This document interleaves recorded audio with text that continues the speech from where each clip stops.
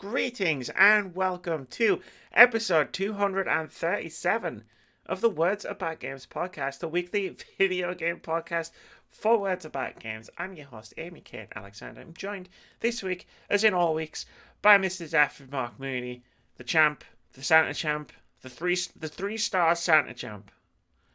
Howdy doodly do. How are you all doing, ladies and gentlemen? I hope we've had a good week, because I've had an alright week, because I've now finished college. I'm done, I'm dusted, my prototype's done, I posted it. I'm really tired, Amy. Yeah? I saw the YouTube video of the runner, the endless runner. Yeah. I went out and watched it. Cool. It looks pretty cool. To me, video games are a miracle. Coding it was a miracle, I won't lie. I understand just enough about video game development to know that none of this should ever work. Oh yeah, it baffles me why this works. If you type in these words with these commas, it will do this. I'm like, wait, why can't you just say go forward or something like that? Right. If you press this key, you will go forward. Nah, it doesn't understand that. It's like you break someone developing like a game breaks it because 6 months ago they accidentally typed an uppercase I instead of a lowercase I. Yeah. Somewhere in the code, and it's just like, oh god. It's crazy how the game engines don't understand that. Yeah. It was bonkers. Yeah, I love it though. It's great. Yeah, It just makes me think that all like game developers are wizards. They are. I'm not. You're a wizard in training. Yes, I'm a wizard in training.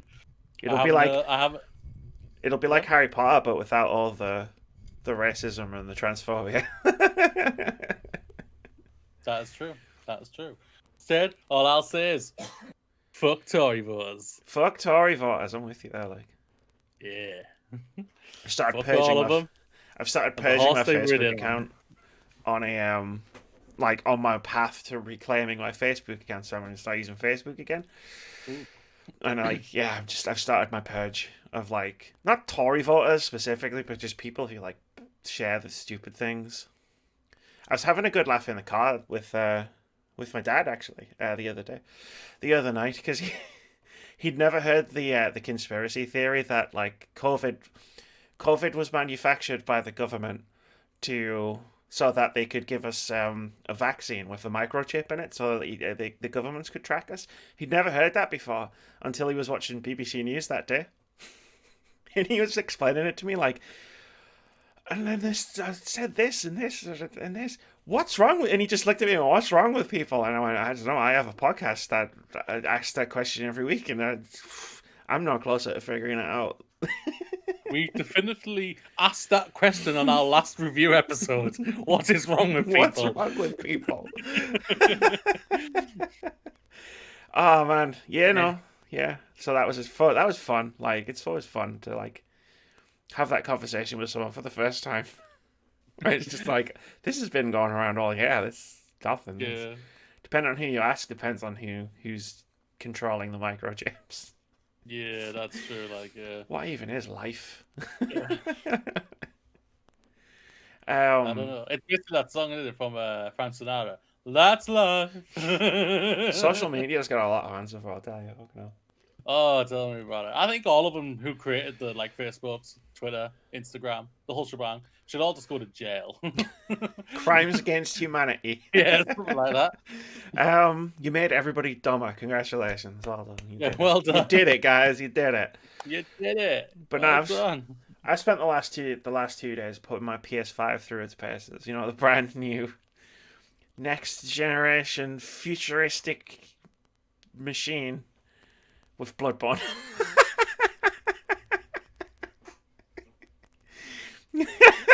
I love you so much for that, though. I love you even more for that. You're thinking, I've got Demon Souls. I hear nothing but great things about this game. But I'm going to play this game instead.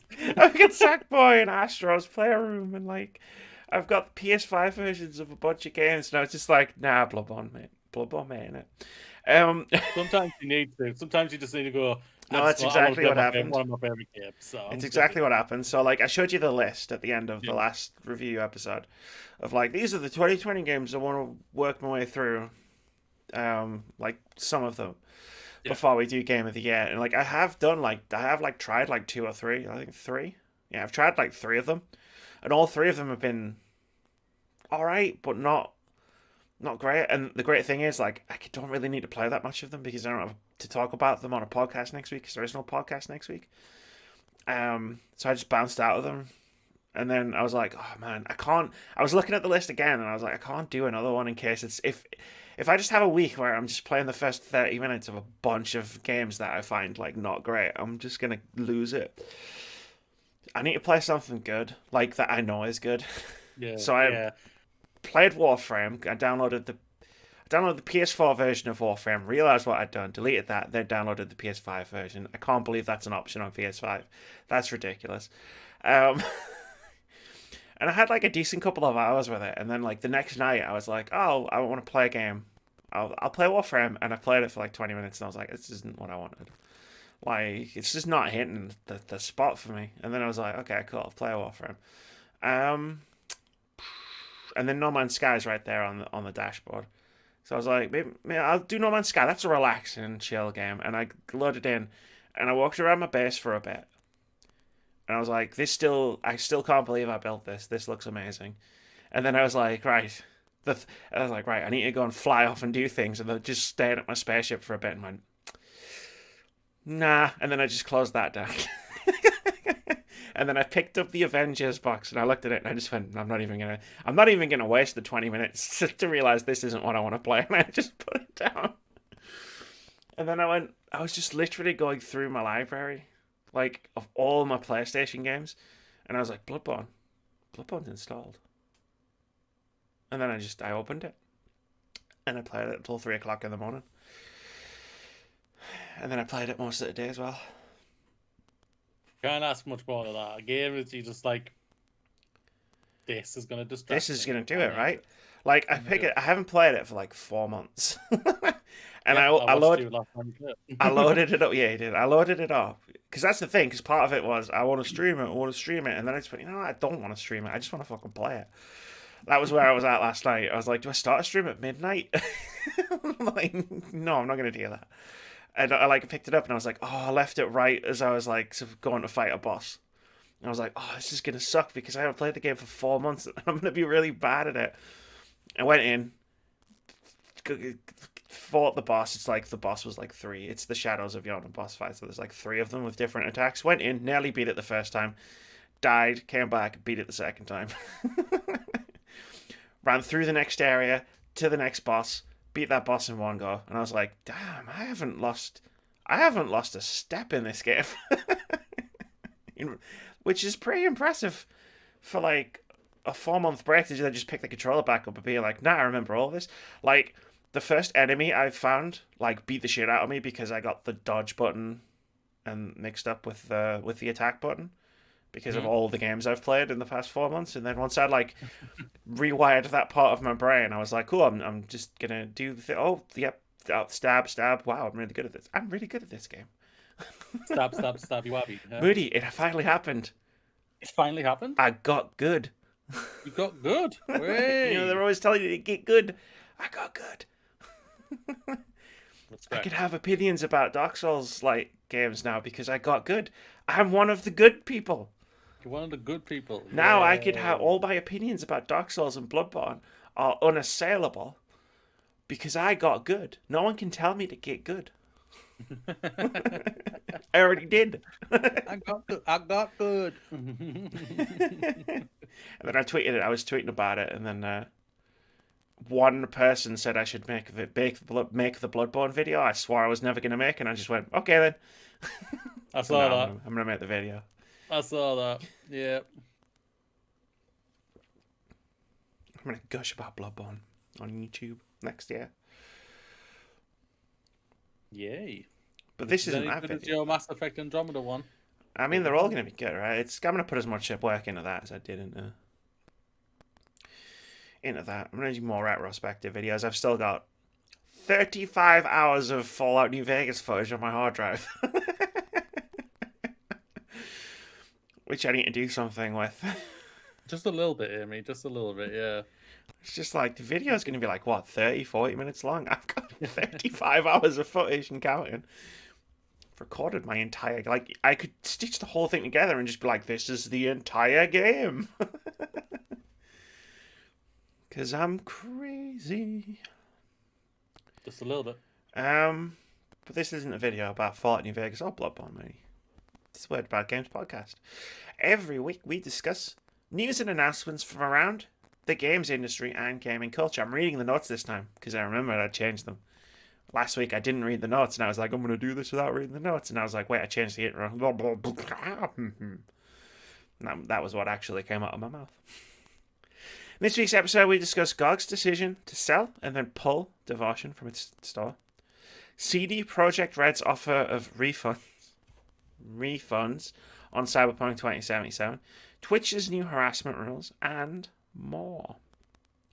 Then we'll give you a content drop where we recommend some articles you should read and videos you should watch, tell you what games are coming out next week, and give you our picks of the week. We won't do either of those things because there's no games coming out next week, but it's in the intro.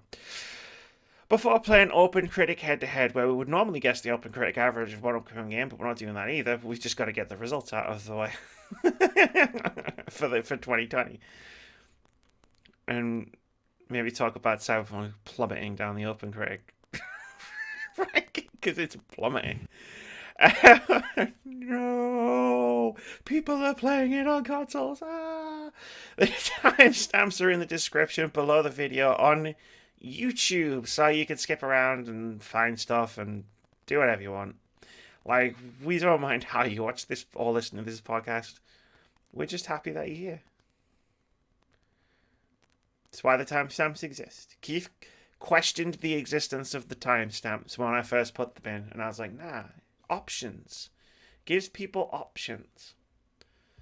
Like, if somebody doesn't want to listen to us drone on and on about GOG or Cyberpunk or CD Projekt Red, they can skip those parts.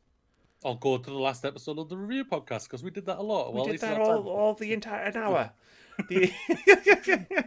We actually reviewed 2 games, but it still took an hour and 30 minutes to get there. Because we talked about Cyberpunk, a game neither of us have played, for an hour. It was great. That was a good discussion. I was really happy with that discussion, especially when we did that, and then the episode hadn't come out, but then Jim Sterling put his YouTube video out, and it was a great video. That was fabulous, yeah. But it was also really, really validating to watch him go through make a lot of the same points that I knew we had made. Yeah, you and me made, yeah. So it was really validating to be like, yeah, we did it. We did it. Damn, we should have got out earlier. Now that's punk. We should add him on it. So, yo, we did a video as well. I emailed Jim Sterling once, and he emailed me back. It was about a thing. He did a video about Brash games, and he pointed out there was this really weird article where it was like a top 5 list, and then in the middle of the top 5 list there was like top 5 superhero games, and in the middle of it there was this weird, like, number 3 was like a link to a fucking slot machine game, like an Avengers themed slot machine game, and he was like, that's really weird. And like, that's the thing that people will email you and be like, we'll give you money if you do an article, but don't say it's an ad, but actually it's an ad, and you put a thing in and it links to the site. So I emailed him and I was like, yeah, look, this is why, here's the email. And he made a whole Jimquisition about it. Amy got Jim Sterling to do a video. It wasn't just me. I'm sure other people probably pointed it out, but it's out there in the stratosphere, you've heard it. Amy's got more clout than she lets on. I contributed to the discourse in the video game industry. She's actually more happy about that than you think she is, people. Yeah. God. But GOG, Amy. GOG. Good old games is what that apparently stands for. Or it used to. I don't know if it still does. I don't know if GOG is like the brand now and it's not actually good old games, because they do new games too now. Before it was just a place you could buy old games. Now it's just a place where you can buy games. Like Cyberpunk 2077, which I'm pretty sure isn't an old game. I'd have to check my numbers on that one. But I think it's new. Anyway, Red Candle Games announces launch of Devotion on GOG. GOG says it won't list it. This is from Rebecca Valentine over at gamesindustry.biz, who writes, Red Candle Games announced it would release horror game Devotion on GOG almost 2 years after it was pulled, but GOG now says it won't list the game. In a tweet yesterday, Red Candle said the game would appear on the store on December 18th at the same price it was originally listed on Steam for in February of 2019. However, just a few hours later, GOG tweeted that it would not list Devotion on its platform, quote, after receiving many messages from gamers, end quote. Keep that quote in mind, gentle listener. We're going to be circling back around to that quote quite a bit, I think. Devotion was initially released on Steam in February of 2019, but was almost immediately pulled by the developer following discovery of a poster in-game that appeared to mock Chinese President Xi Jinping. Xi Jinping. Oh well, this podcast isn't getting put up in China. Red Candle Games apologised for the poster, saying it was the work of a single developer and the rest of the studio was unaware that it had been added to the game. In the aftermath, Red Candle saw its publishing agreements with IndieVent and Winking Entertainment terminated. IndieVent had its business license revoked by the Chinese government, and Devotion remained unavailable anywhere while it underwent inspection to ensure it had no further objectionable material. In June of this year, Devotion received a limited physical release in Taiwan.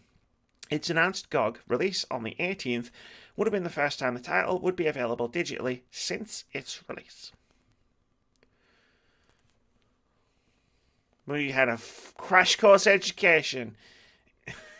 He was like, what's this about? And so I gave him the bullet points. It's about China. It's about Winnie the Pooh. It's about a horror game called Devotion. And he went, that doesn't help. And I went, yeah, you're right, it doesn't.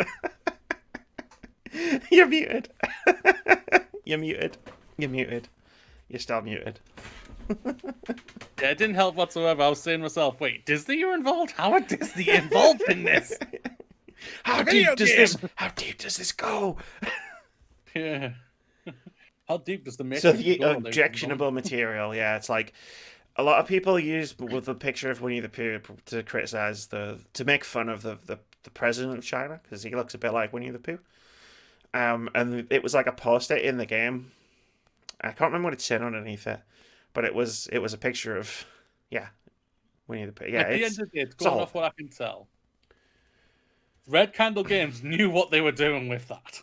Let's just be frank. They knew what they were doing, and they probably know what reaction they were going to get from this. Well, again, it could have just been one guy put a poster in a game. That's true. China is China. If they don't like it, they will stop you from going in there. That's just frank. That's how they are. The whole thing with what happened many times China came up last year about Blizzard and all like this, and this is the same thing. If China don't like it, they're going to stop it in whatever way they can. And basically, they probably went to CD Projekt Red and said, yo, we got some words. No, it wasn't China. Isn't it? It was the gamers. They received many messages from the gamers. Yeah. Because the gamers would care. About an indie horror game that most of them have never heard of. They did, yeah. It's a lot of bollocks, and it's just God. CD Projekt Red's team are getting their asses kicked right. The whole company is getting their asses kicked right now. Last week was meant to be one of their best was meant to be one of the best things for them. Their release of a brand new game where they're like their hard work has paid off and everything, and the whole shebang. And it's been nothing but shit, which we'll be talking about even more shortly. And now they get this, which isn't even related about Cyberpunk. It's about a site that they own, who they've basically took this game down because we know China went, excuse me. No, you will not be selling this game. And CD Projekt Red, the bad boys of gaming, the bastions of free speech in video gaming went, yes, sir. Yes, yeah. Yeah, basically. They literally just dropped down on their knees and went, we're so sorry. Please forgive us. Almighty continent. Almighty China. Yeah. Almighty Chinese government. Always good not to conflate the government with its people. That's true, like If everybody could start doing that for the UK, that'd be great. We hate our Yeah. government. They Hashtag suck. fuck the Tories. Hashtag And the fuck the Tory Tories voters. and the Tory voters. Yeah. The CD Projekt Red, like I feel for the people who are just developers or Yeah. artists or whatever who Yeah. work there, who have Yeah. like worked their asses off and they've been forced to crunch on this video game, and due to what can only be described as a series of blunders, like in very rapid succession by the people running the show at CD Projekt Red, like the only thing people aren't talking about is the video game. Yeah. Like even Keanu couldn't save the Cyberpunk from everything that CD Projekt Red's management has done in the last few weeks. Like, That you know what gift of him saying, "No, you're breathtaking," has not aged well, ladies and gentlemen. I don't know if many people are going to be using that gif for a while. Yeah. You know what CD Projekt Red reminds me of? It reminds me of the scene in The Simpsons. You know where Sideshow Bob's steps on the rake one, and then he steps on another rake, and then he steps on another one. It's just like, this is what's happening with CD Projekt Red. This GOG thing was an unforced error, like by CD Projekt Red. This was an own goal when there were no other players on the sports pitch. Like, it's staggering. It's like, you didn't think that China was going to have a problem with you selling this game that they clearly had a massive problem with, to the point where like companies lost their business licenses, and then you decided to sell it anyway, which is great. I wholeheartedly support that. But then like a few hours later, you're like, nope, sorry, not doing it. The gamers have spoken. And oh my god, what did you do? I'm curious where all those gamers' IP addresses are. Yeah, like, you know when the gamers speak, they don't send you private messages or emails. They do actually send you private messages, but they also tweet a bunch.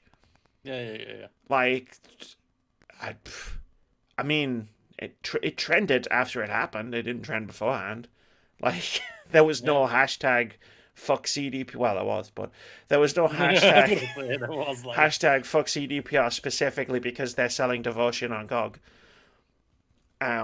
We all know what happened, but the scary thing is there's a lot of shit gamers out there, right? There's a lot of shitheads out there who call themselves gamers, which we talked about on Monday, and what CDPR have just done, even though it's not true, and I heard Keith's voice in my head as I said that, as even though it's allegedly not true.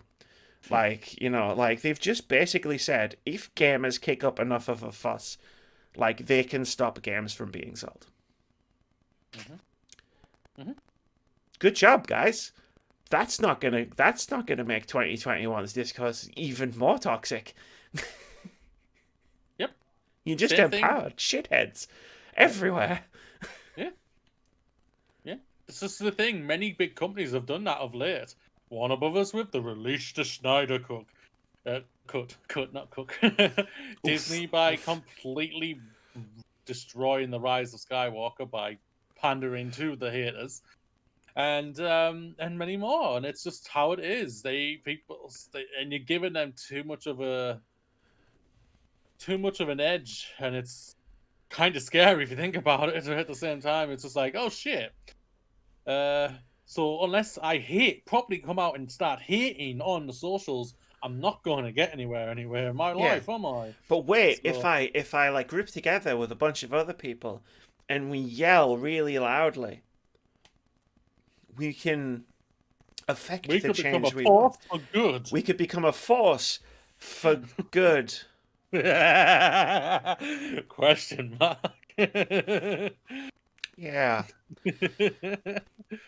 Troglodytes unite. Power of misogyny. Scumbags unite. Like, yeah, people suck, and this doesn't help. Like, the worst part is, like, Red Candle games are cool. Devotion's a great game. I was very fortunate enough to have been one of the few people in the world to actually play it when it came out. Like, they gave me a review code, and I streamed it on Twitch. Right after we did a charity stream, which wasn't the greatest idea, I'm not going to lie. Was you half asleep? Yeah, I mean, it woke me up. It was a very scary game in parts, but it was a good game. And the one before it, like Detention, was also a really good game and is currently a TV show on Netflix that's currently being released on a weekly basis, and I want to check it out because I really like the game. But it sucks for them.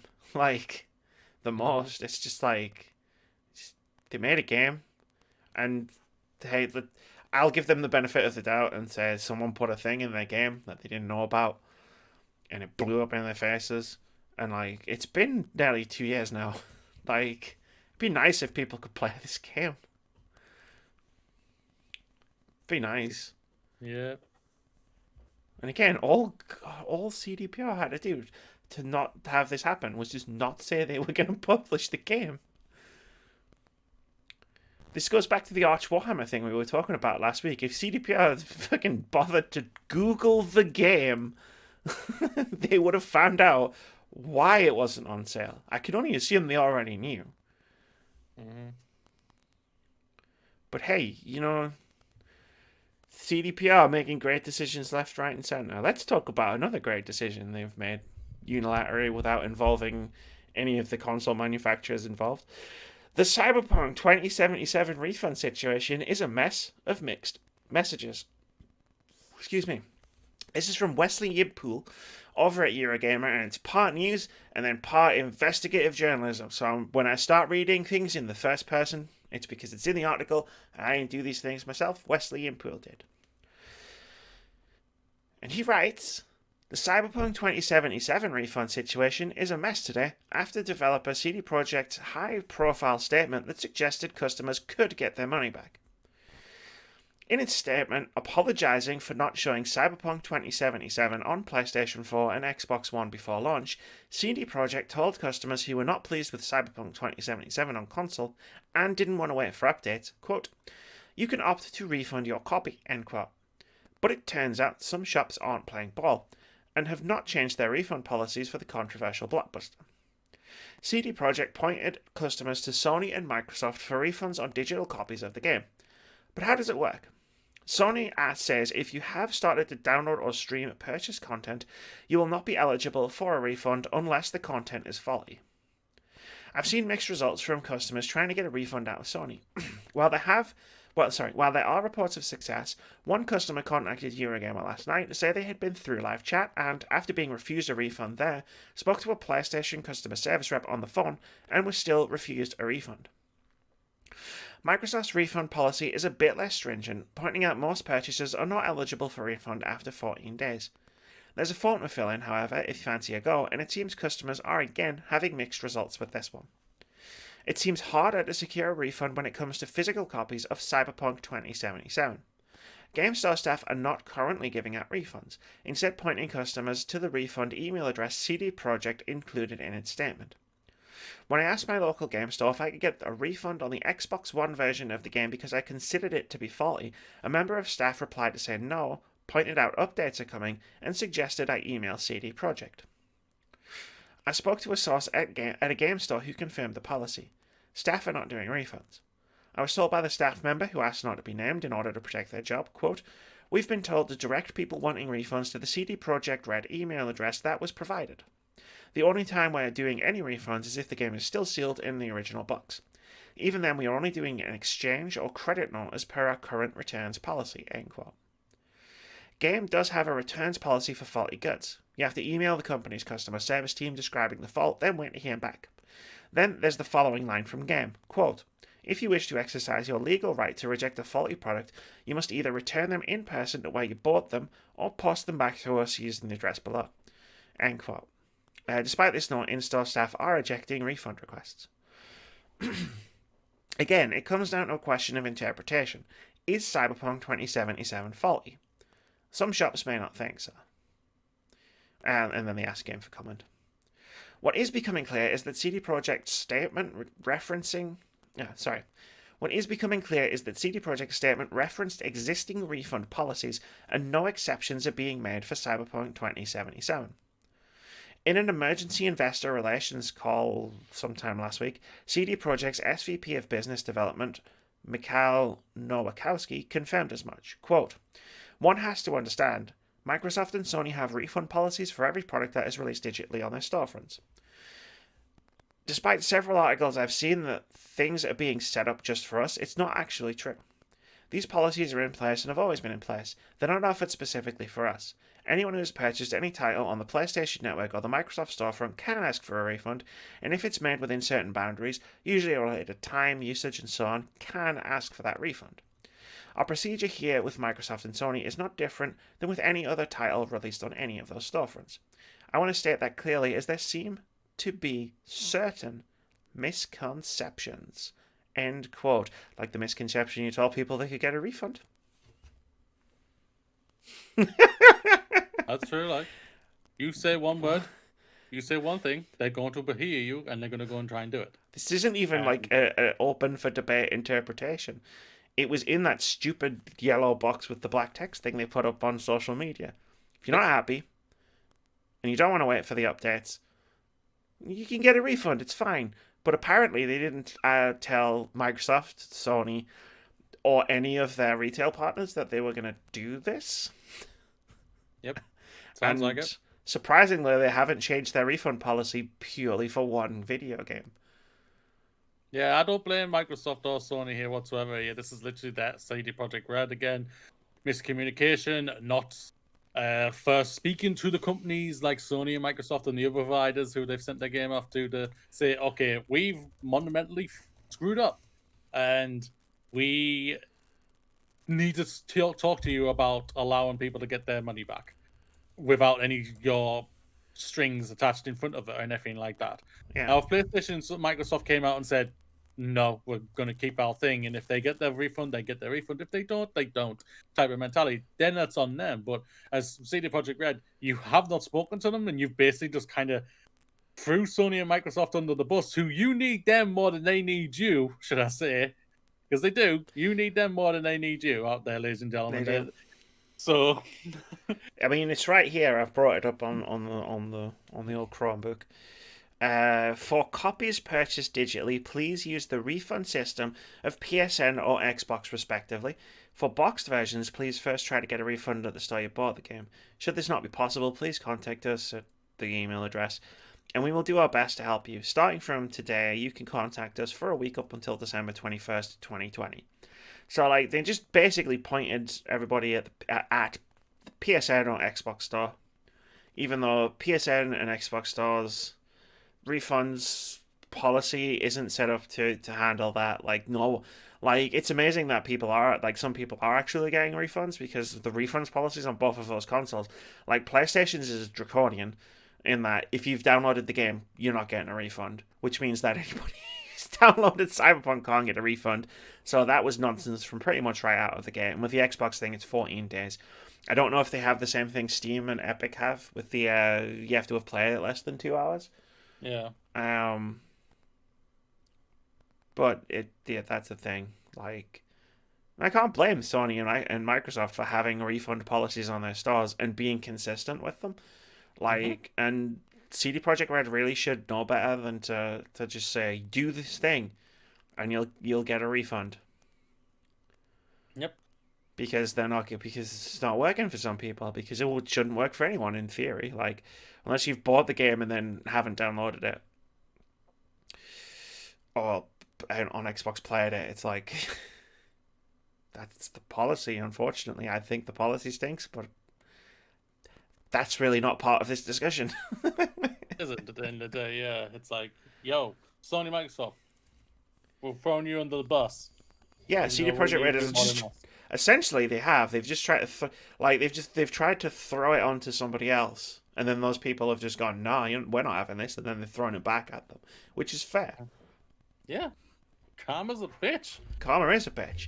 Like we talked about on Monday's weekly review when we talked about Cyberpunk, you purposefully made sure that, like, CD Projekt Red purposefully made sure that there was no footage of this game on consoles out in the wild before the game came out, and that nobody had played the game on consoles before it came out. So you've made your bed, and now you're going to have to lie in it.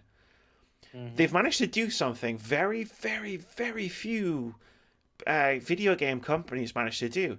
They've pissed off everybody. Yeah, literally everybody.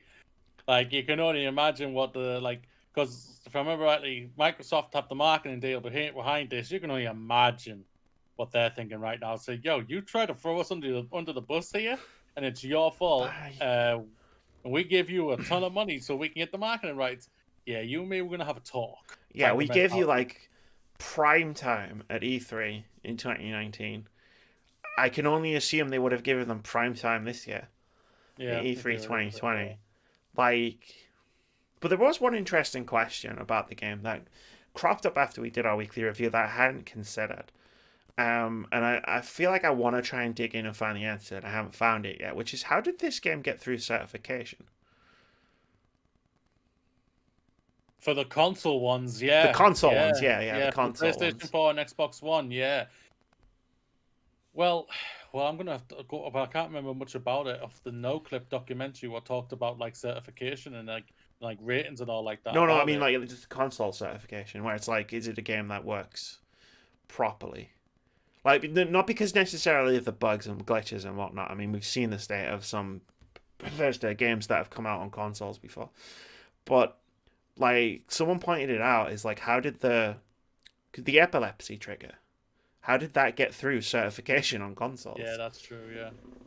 Like, it's just an interesting aside more than anything else. Yeah. The more, how crazy is it that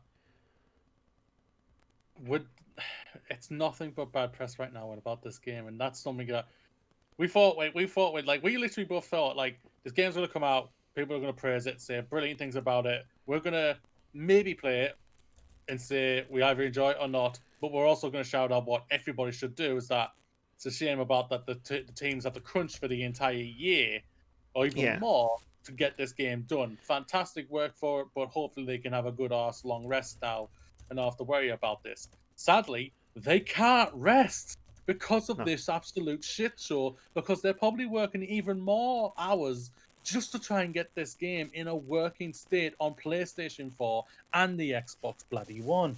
And, and that's even more worse. They're probably meant to have I bet they were meant to go stop this week to go off for Christmas break.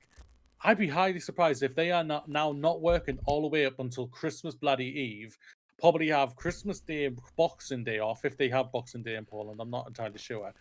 And then come back on the bloody 27th to try and smash out even more bugs and everything out that and like that, which is going to be even more heartbreaking to just to think about the staff that the stupidness that they have to work here just to try and fix something that could have been fixed by just delaying this game. They do have Boxing Day in Poland. Oh, did they? Oh, cool. I like how I'm just ranting there and you just go, it was an interesting question and I wanted to answer it. Like, I only wanted an answer for myself. You're right. Like, they've promised two big patches, one in January, one in February. Like, they've already talked to their investors, and the management have copped the blame for the situation by saying, "Yep, we shouldn't have released it." It's like, you fucking damn right, you shouldn't have released it. But the thing is, what I hate even more about when they say that is that you fucking knew. They knew what they were doing. You knew the reception you were gonna get.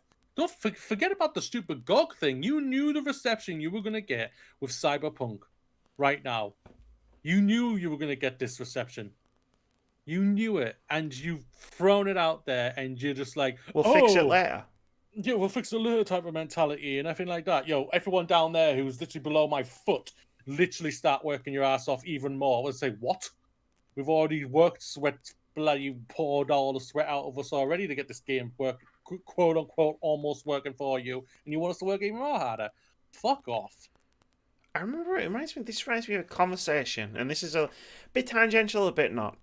It reminds me of a conversation we had on a podcast earlier this year when Avengers and Cyberpunk both got delayed.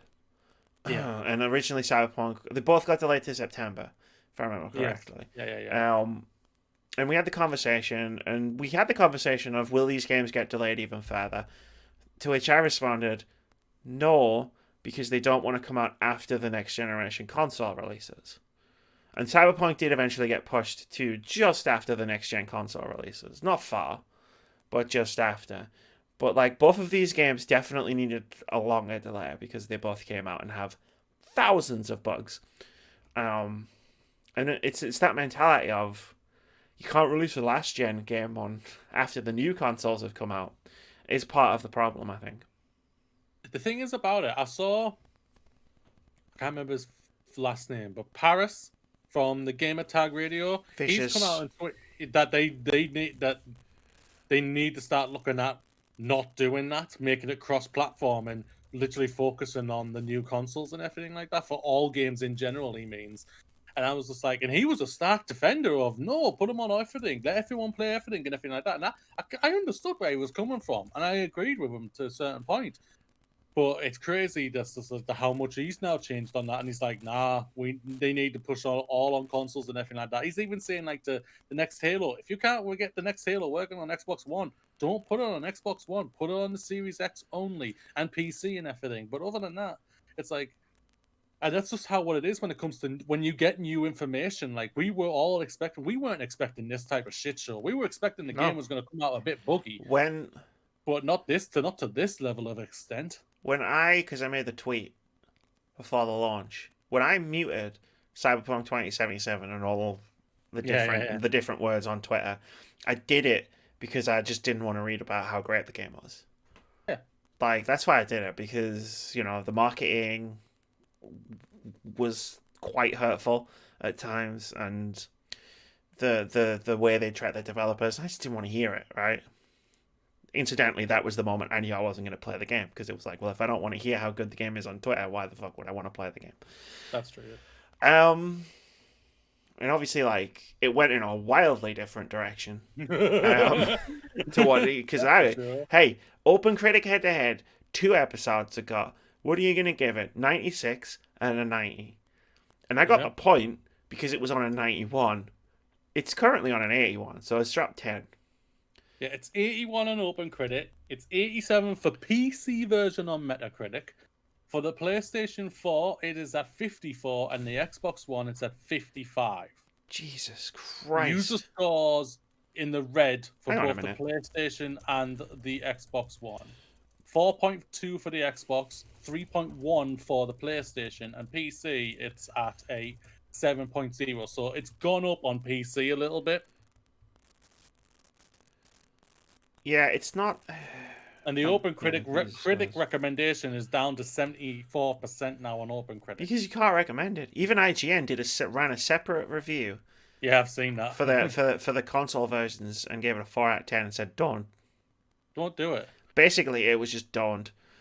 It's not worth it. Avengers Metacritic. The thing is about it, if I remember rightly, until the reviews came out, we didn't know that the codes they sent out was for PC only.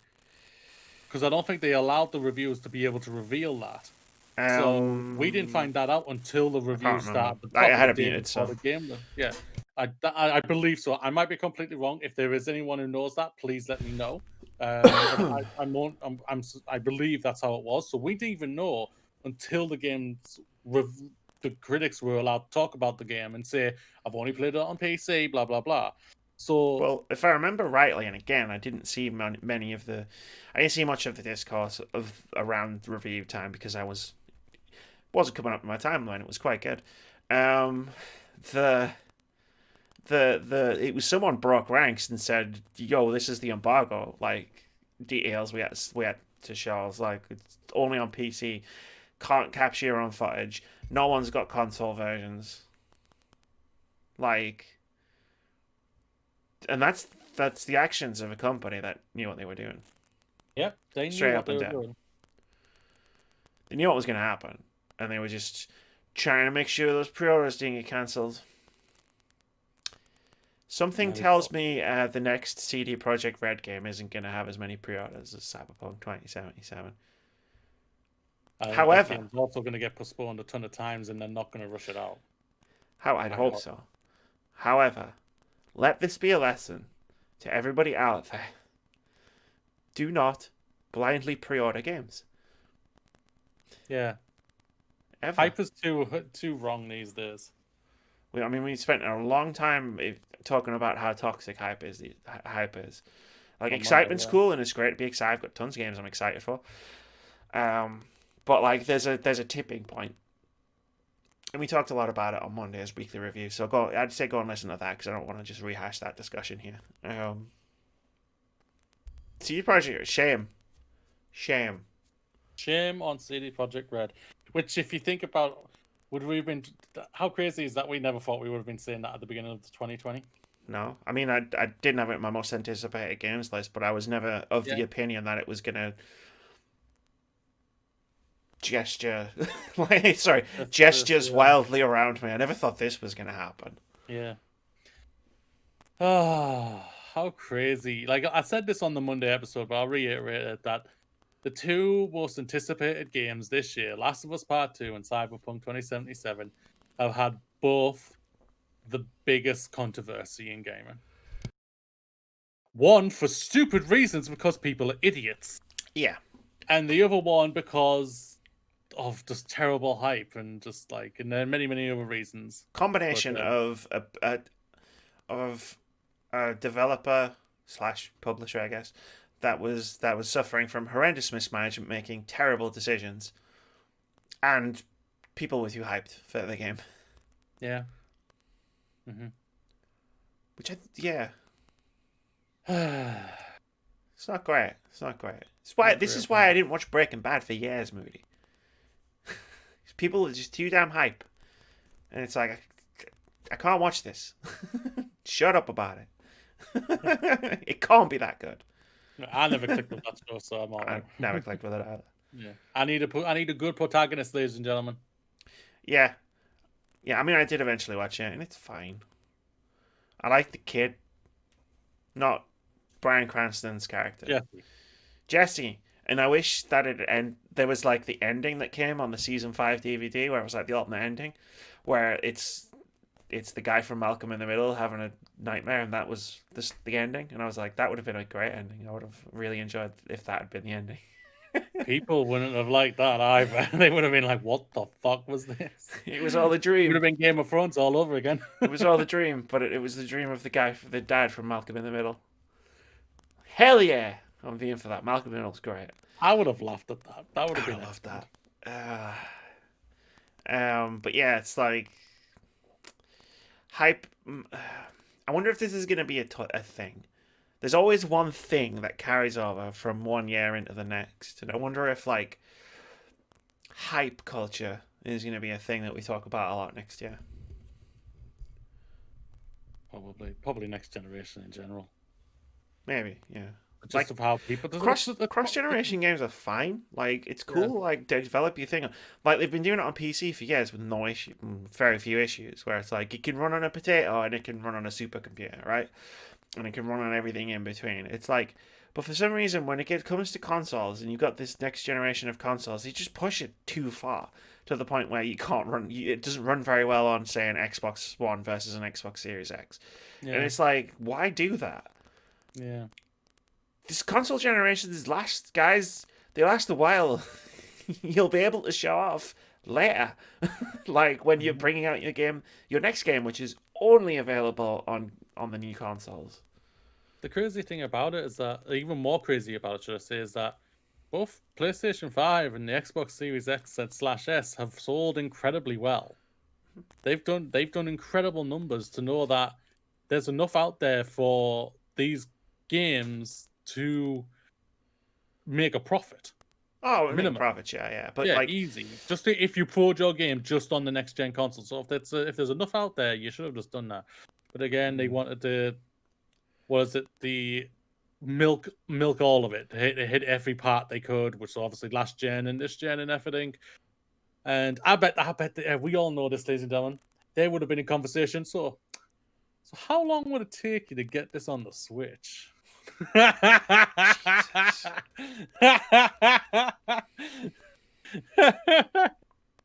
think the Switch owners want it, ladies and gentlemen? Do you want it, Switch owners? Yeah, probably not. Imagine what they'd have to do to hammer this in. I'm just going to mute myself because I have to go and shut my door. Alright, well, I'll read the next story. Twitch revises hateful content and harassment policy. This is from Brendan Sinclair over at GamesIndustry.biz, who writes, Twitch today updated its harassment policy, announcing a number of new rules that will go into effect on January 22nd. They actually did it last week.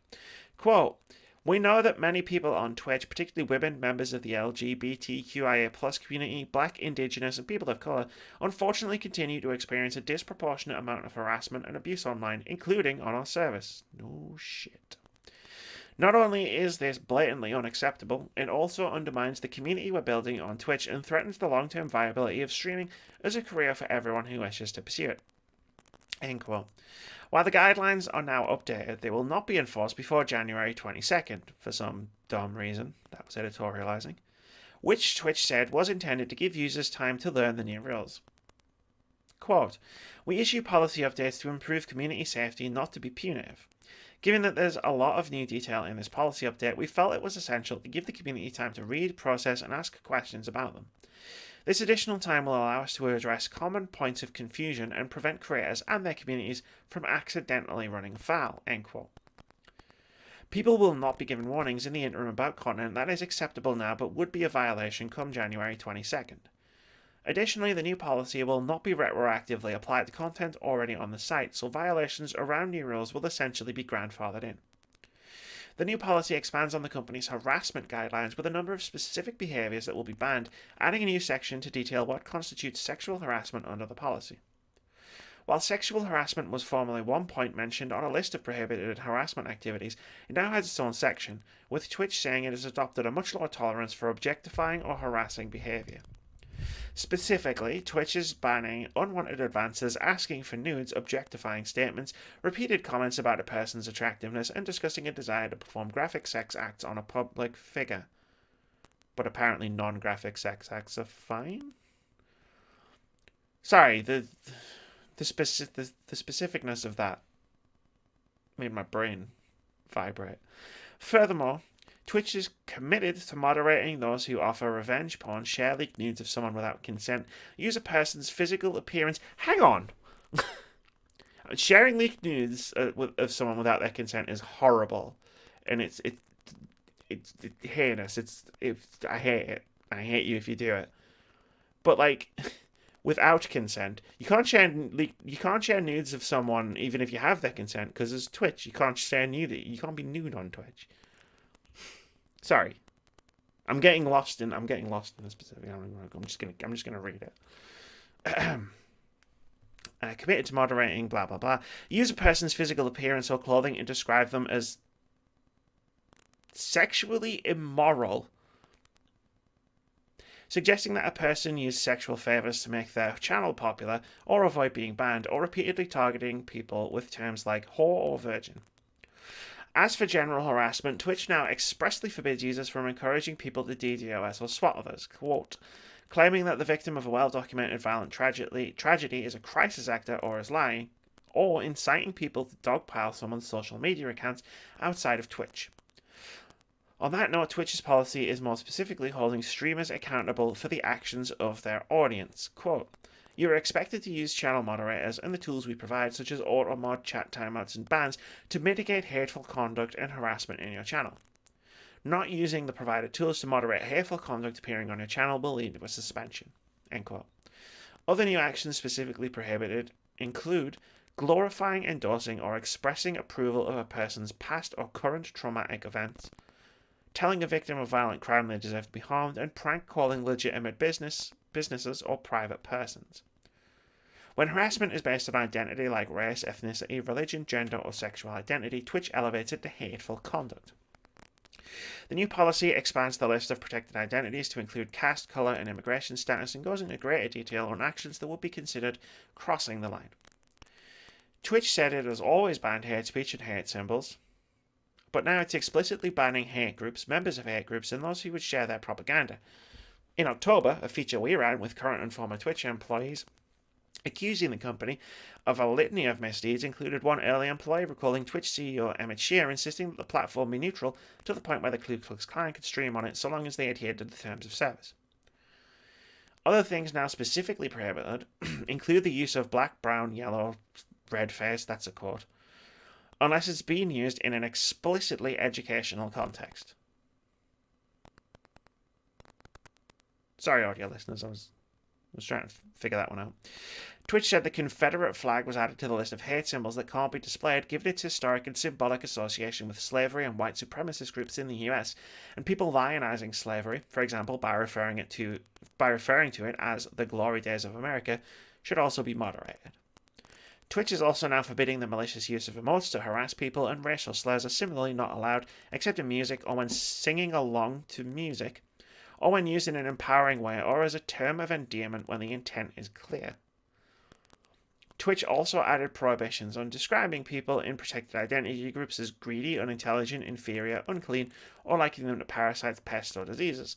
Cartoons mocking victims of hate crime are specifically forbidden, as are genocide/Holocaust denial, intentionally misgendering someone, and endorsing sexual orientation conversion therapy. And then there's a whole thing underneath where it's like they had a town hall and they're banning words like simp and incel. Neither of those things make sense. But there you go, it's Twitch. They're trying, I guess. You're muted. Still muted. Still muted. Still muted. Okay, let me try that. Hi, it's hi Mooney. Oh, welcome back. Didn't see you there. Yeah, they're trying. I guess they have to do this at the end of the day because just to clarify certain things. But when you were reading through that, there was some of it. Even I was like, wait, that doesn't really make a lot of sense. And everything like this is one here except in music or when singing along in the music. So if someone like singing in the song, word, n word, song, you know what I mean? I'm just like, I hate that in general. I'm just like, why is that even in your song? And everything. It doesn't make sense whatsoever. So now they're basically saying you can do that and you're gonna be fine type of mentality. That's how it came across for me in that little paragraph there. I've had this argument with people I know where it's like, hey, yo, black musicians, go for it. Go nuts on the word. Like, that's your word to reclaim. Like, black people singing along with black musicians, like with black musicians saying the word, cool. Again, it's your word to reclaim. White people singing along to a song with that word in it, no. And I've had this argument with people. I don't give a shit if it's in the song. Like, there's no situation on this planet where a white person should be using a word. That word. Ever. For me, I don't think anyone should be because it's such that vile of a word that should never be. It should be stricken from all record books and everything in general because I hate that word. For me personally, I see what you were saying, like people of color, you take back that word type of mentality. I understand where you're coming from with that. But yeah, this whole thing is just like, Twitch, you've got a toxic environment in general. You've got an absolutely disgusting environment where constantly, like one of our friends who streams consecutively 9 times out of 10 gets an idiot with some random stupid name to hide who that person is, who literally will come in and say something bloody racist. Or come in and say something that is sexist or homophobic or anything. And it's just like, why? This is the thing about it. That's how crap it is. Like, because it's strictly the same as social media. You can, people can hide behind the name. You can't, you can just ban that, but well, they can just sign up and create a new bloody account. Yeah, that's what happens. That's the thing about it. No one's using their actual Twitch account to harass us. Like, they're using the one they just created with the email address they just created that took like 30 seconds. Yeah, that's the thing about it. If they really wanted to sort this out, they need to get in contact with every company where you can create an email address. So that's Gmail, Microsoft, and many bloody more. You need to get in contact with all the social medias and have a proper conversation in that we need to sort out this properly. And I'm only going off the ones that are a pain in the ass, like social medias and all this. There were other things that can hide the people's identity, which is crap. Like I say, it is absolutely a load of bollocks when it comes to this situation. Like for me, I said to myself, like when it came to like Twitch and like or Discord when I'm on right now, like with you, I'm on what we're recording from right now, is that I don't hide my name. I've changed it. My name is there. if you want to know who I am, that is my name. If you want to speak to me, that's who I am type of mentality. And if that's how it is, yes, my Twitter bio is at Mr. Glorious One, but my name is there above it, telling you who I am. I'm not hiding behind anything. This is me type of mentality. And that's the thing about it. They need to come to a part where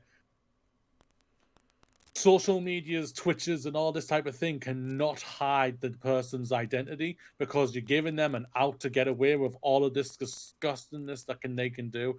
How they do that, smarter people than me will have to figure that out, because I haven't got a clue my bloody self when it comes to that situation.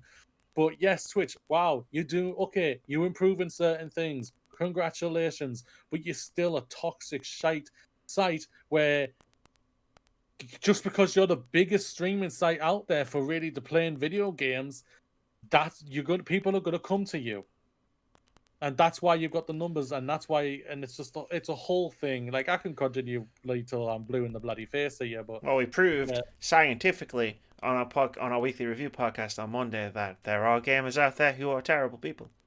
yeah, We used science, real It's- honest to God science. it is Science. a lot. Disclaimer: it wasn't really science. Sorry. It's an absolute load of crap. But well, congratulations to making some sort of effort. I guess Twitch. Yeah, I mean, like you made an effort. Like, I'm gonna Was use it another just Simpsons. like I'm on. wording We're on. This is Simpsons meme week here at Words It really About is. Games. It It's really the is. Simpsons meme with Bart with the cake. At least he tried, and then he throws the cake in the bin. Like, that's it. It's like you've got a massive problem, Twitch, and it's nice that you've acknowledged that you have a problem. What's the saying? That's how you grow in it, or how you become better in this. You've now known that you now admit you have a problem. Step one: you've managed to finally admit that that women, members of the LGBTQIA plus community, Black, Indigenous, and people of color might have some issues streaming on Twitch. Here's a bunch of stuff that's banned in our new policy, which we're gonna give people 2 months, a month and a half to get to grips with. Okay, seems legit. Why? Don't know. So that they can read it, I guess. Like, they're gonna read it, like. Stupid. And then, but the onus, because the thing that pisses me off about this, I mean, apart from some of the wording of it, which I kind of got tripped up on a bit, and like as I was reading through it, because some of it just sounds ridiculous, and that's what I hate about stuff. When I've got to read it out loud and it sounds stupid, it's like, but but it's like the onus for the moderation, right? So they've done this cool thing and they've updated their policies.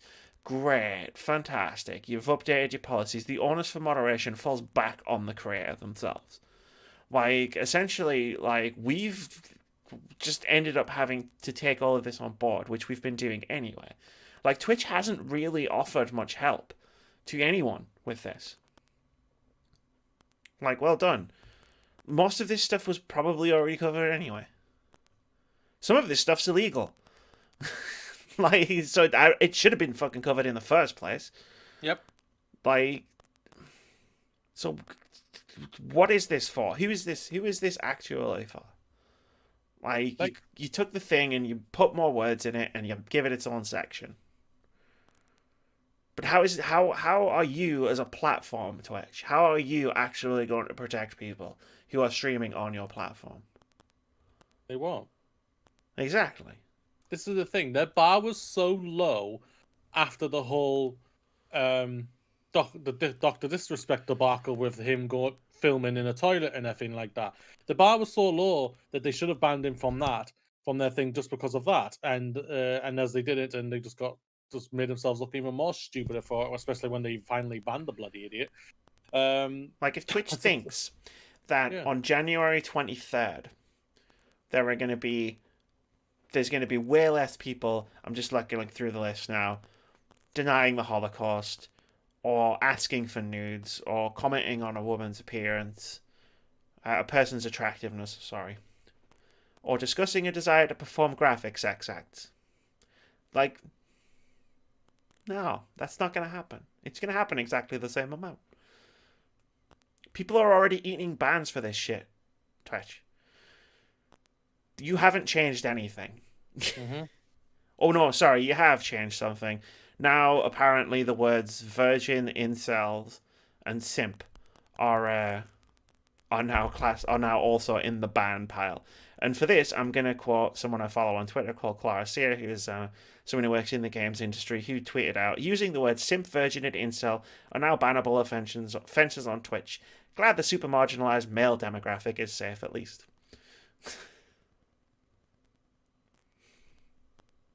Like, congratulations, you got, like, whatever.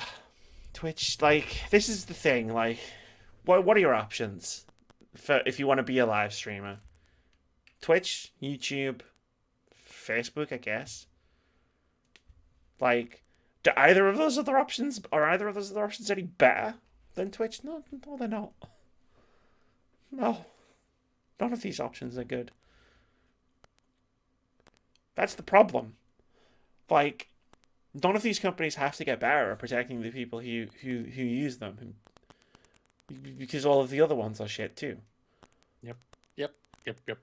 Would have been great if Microsoft hadn't killed Mixer and actually, like, taken its corporate ethos, the things that it says it values, the things that Phil Spencer says he values, and applied that to Mixer.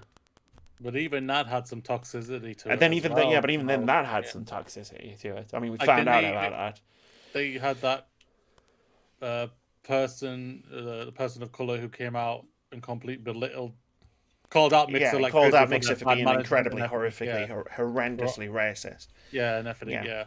Like, so they had a whole thing as well. So they had a whole thing. No, I'm not saying it was a good platform for people. None of them are.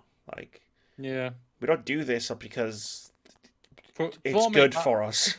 Yeah, for me, the thing is, for me, as long as people can hide their identity behind it, they're gonna get away with anything, and that's how it is for me. Until something happens where all these things that have to say you have to put your thing out, your name and everything out there.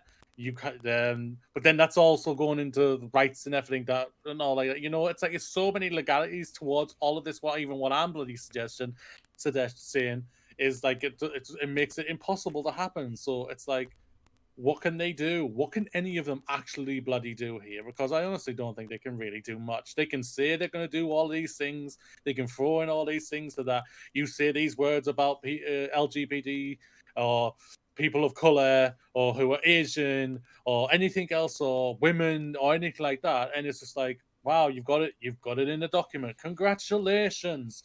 Because people can hide by having a silly name, they'll get away with it.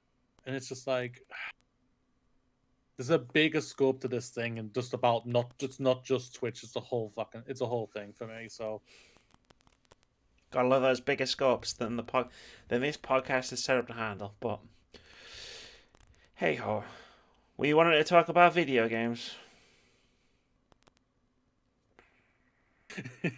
We'll get to them at some point. I would say talk about if you skip an hour and the first hour and 15 minutes of our last review episode, we do get to video games. But then you miss all the glorious conversation that me and Amy have about Cyberpunk 2077, a game we haven't even played. Yeah, it's great. It's fabulous, ladies and gentlemen. No one so far has said you can't have an opinion about the game you haven't played. Oh, that's which good. is a shame, because I get to tell them that's not how the world works.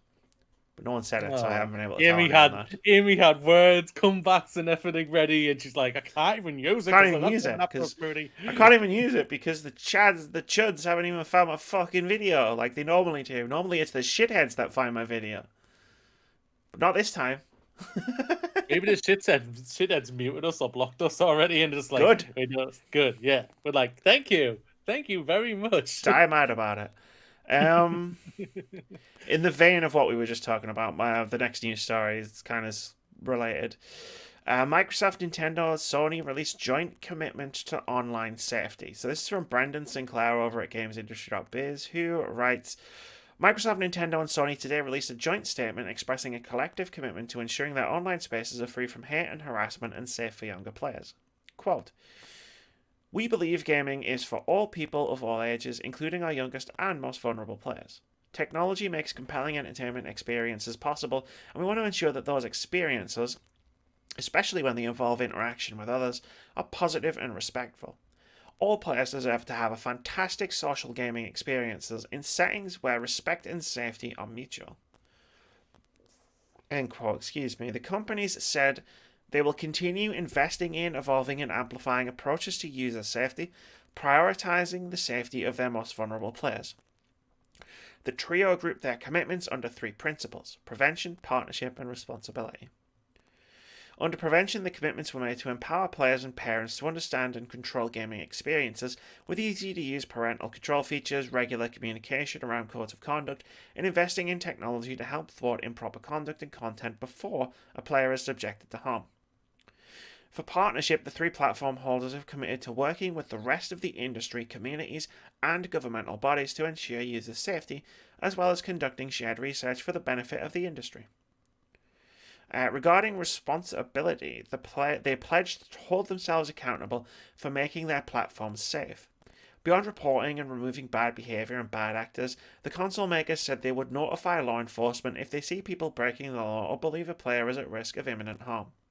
They also said they would ensure that players who are punished for code of conduct violations understand the requirements for continued engagement with their platforms. Quote, protecting players can be challenging in a digitally and often instantaneously connected world. This partnership signifies our commitment to work together to improve player safety and ensure gaming remains truly for everyone. End quote.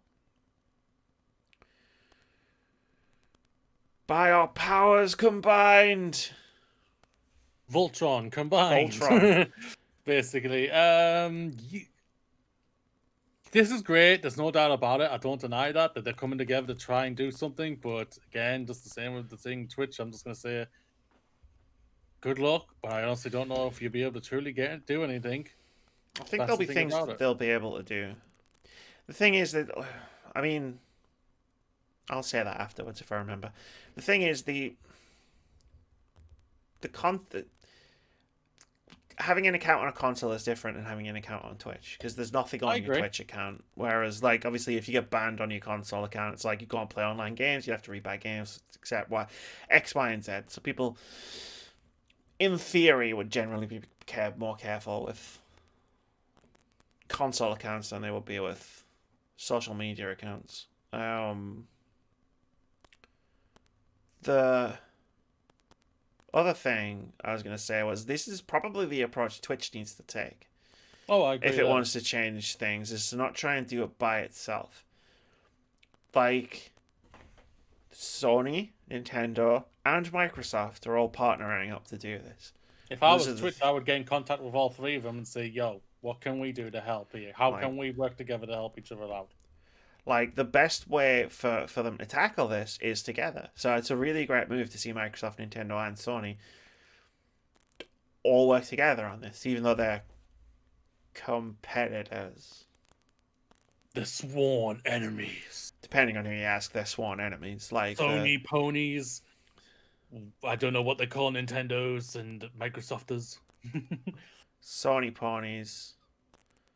Green-blooded. Mario heads. And Xboxers. X-boners. X-boners. X-boners. Yeah. Yeah. Yeah, no, what you said is absolutely spot on there. Like I just said with the Switch thing, like they're doing the right thing. They're combining. They're coming together to say, yo, what can we do?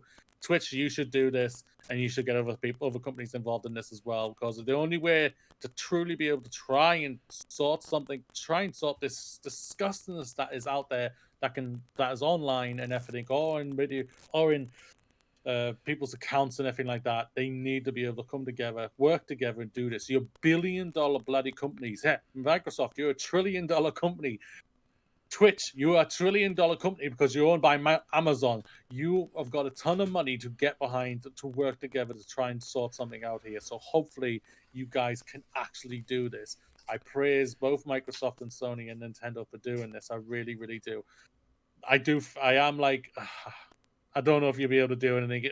I feel like I'll see it when I believe it when I see it type of mentality, just because of all the shit that's out there. But if you guys can really do something, I will. I am all there, and I will back you with me buying your games and consoles type of Yeah, mentality. me too. If you do something about this, I will buy your games and consoles.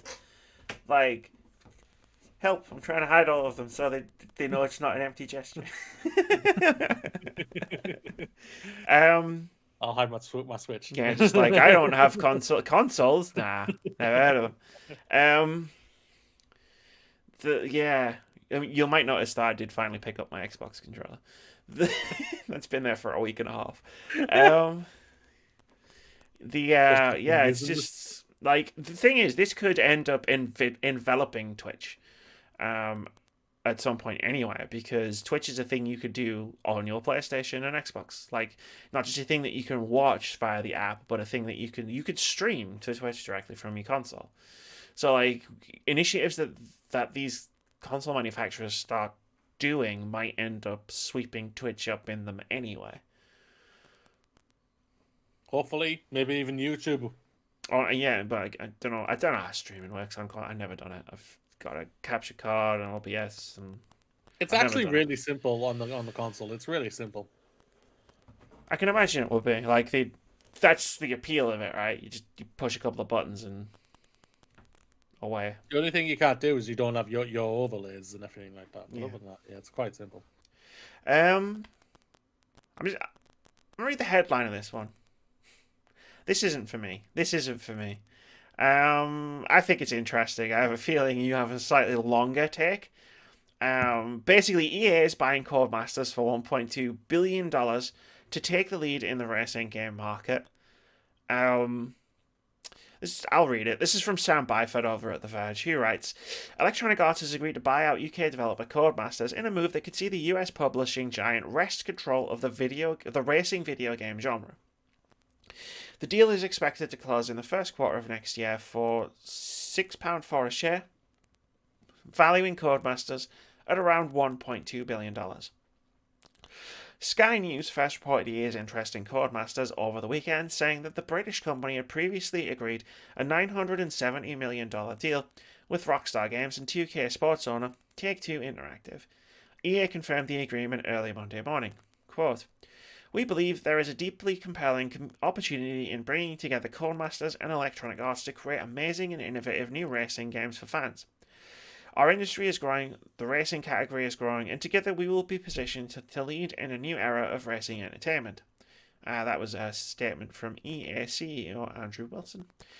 Codemasters chairman Gerhard Florence said, quote, Electronic Arts and Codemasters have a shared ambition to lead the video game racing category. The board of Codemasters firmly believes the company would benefit from EA's knowledge, resources, and extensive global scale, both overall and specifically within the racing sector. We feel this union would provide an exciting and prosperous future for Codemasters, allowing our teams to create, launch, and service bigger and better games at an extremely passionate audience. End quote. Mooney, the floor is yours. So basically, what happened here is that EA basically went in, oh, you're Rockstar. We can match your bid, if not even make it even more. And Rockstar just went, yeah, we don't want to. Take-Two don't want to no, we don't want to pay any more here. So we're gonna let this happen type of mentality, unless something else changes and everything like that. But it does look like EA is going to be taking this. I'll say the same thing as I said when I heard Take-Two were going to possibly buying this company.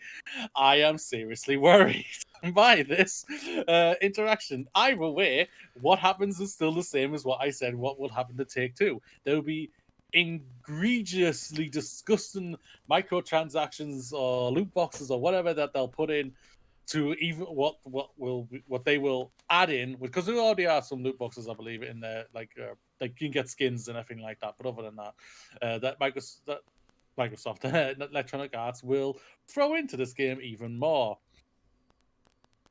Codemasters are one of the best racing game developers out there. They do some amazing games. Like F1 is one of the biggest games out there for them. It's consistently being one of the best sellers of the year.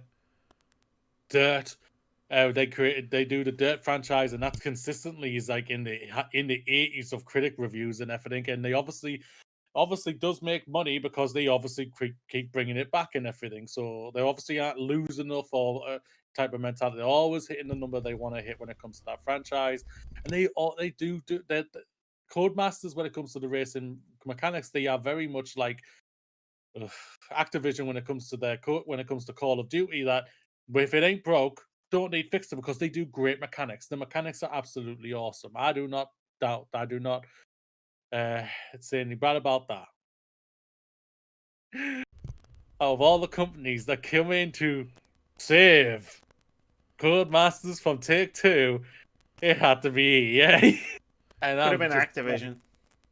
yeah, it could have been Just saying. worse. I know. I don't know. Well, it's like They'd be making Call of Duty maps this time next year. it's like looking at three snakes, all three poisonous. You're just thinking, well, one of them will last a week of before you die. The other one maybe 3 days. The other one you will die instantly. Type of mentality, and I don't know which is which here. That's Would how I scary it prefer to is. die in excruciating agony but still live for a week, or die instantly and feel no pain? Yeah. Mm. Either way, you die End eventually. But result's still the yeah, same, though, right? yeah. Yeah. For me, EA, this EA is if EA is looking like they are going to be the one buying them. This for me is EA like we want our Need for Speed franchise back to what it was, and we're gonna probably give it to them. I think they're gonna give it to Codemasters, or they're gonna put the company that does the Need for Speed games that they own and put it under the Codemasters umbrella, and maybe they have Codemasters oversee it and make sure it's thrown out in a good type of thing and everything. I think another thing that why EA are buying this is because of F1 itself. F1 itself, just because of its licensing agreements and everything like that, that brings a ton of money to them. So yeah, this is a mixed thing for me. Like I say, I'm really not sure. This won't hurt next year's game because next year's game is probably even halfway through development. It's already in alpha, probably if not getting close to hitting its beta soon. But no, yeah, it's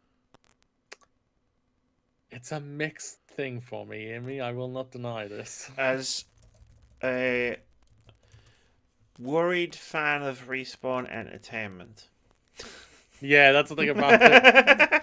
I will say, welcome to the fold, my friend. Oh, was your first time here? Is that giving it with Yeah, first James time. It's Franco? just like First time here? the raw throwing egg. First time. Yeah. I mean, look, right. I try so hard to give EA the benefit of the doubt because they do stuff that's good. They do. Like they have done in the past. They've done things that is good, but they've also done a lot of things that are really bad.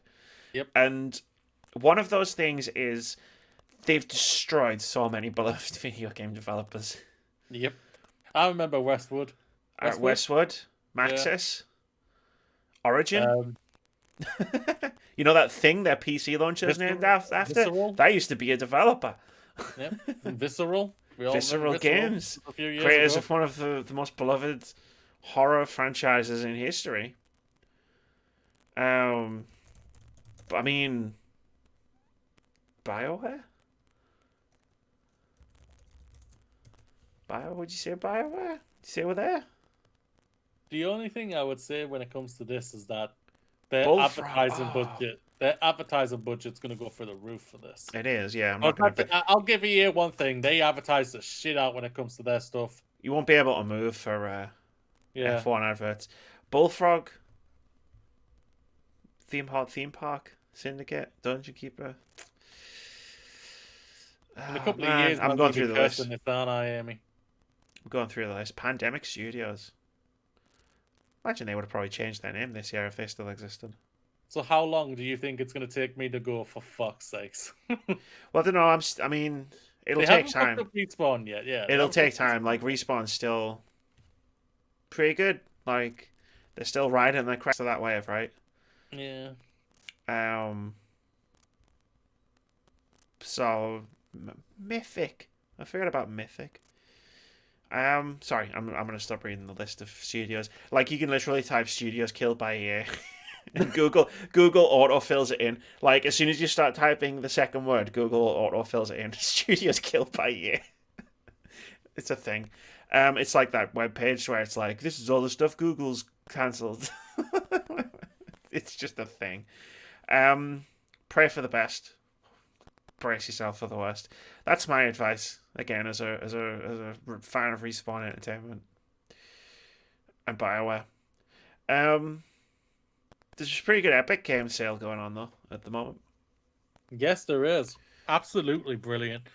If I've read it properly, if a game is on sale, you can get a £10 coupon, which let me try that again. It doesn't run out for 7 days until the 7th of January.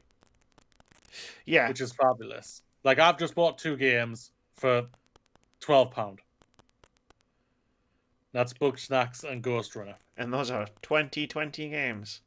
Yeah, you can knock a tenner off, like Valhalla, Watch Dogs, Immortals. You can knock a tenner off. Why would you want to knock a tenner off any of those? They're already on. They're on sale. All 3 of those games are on sale depending on one certain amount. So you can knock off a tenner and make it even more cheaper. So anything on Epic Games above £13.99. You get one coupon, you sign in, you collect the thing, you get the coupon, £10 off, and then you keep getting them. So like if you buy a game, you get another one. If you buy another game, you get another one. If you buy, it's endless all the way through the sale, which is going to last 15 days. And there's going to be a new free game every day.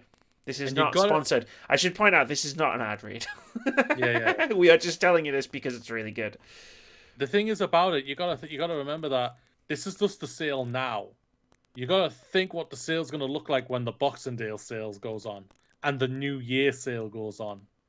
Like those will be brand new. Those will be Those will be all brand new games. Or let me rephrase that word. There'll be a whole amount of games that are going to get added to that sale probably, which is going to make it even more sexy of a prospect. It's a really, really, really kind of good sale right now. Epic are doing they do a really good job. They do a cracking job when it comes to their sales and everything like that, man. Like it's £10, and if you it's an excellent way just to make you go and buy another game. Say, wait, so if I get this one, then I have another £10. Wait, yeah. Then I have another £10. Wait, but then I have another £10. Yeah, and so on and so forth. Like you can pre-purchase games as well, and again, if Cyberpunk has taught us anything, it's maybe don't do that so liberally. But like you can use the £10 to get £10 off Back for Blood, for example, the Left 4 Dead 3 game. That's not called Left 4 Dead for legal reasons. Like, if there's a game coming out and it's coming out on Epic and you're going to play it on PC, get £10 off it. Why not? So even games that aren't on sale, you can get kind of like they're on sale because of the way the coupon works. It's a good sale. You should check it out. Red Bull's trending on Twitter, so that's why I got distracted, because I think it's happening, Moody, tomorrow. What's happening? There's the Red Bull thing is happening tomorrow.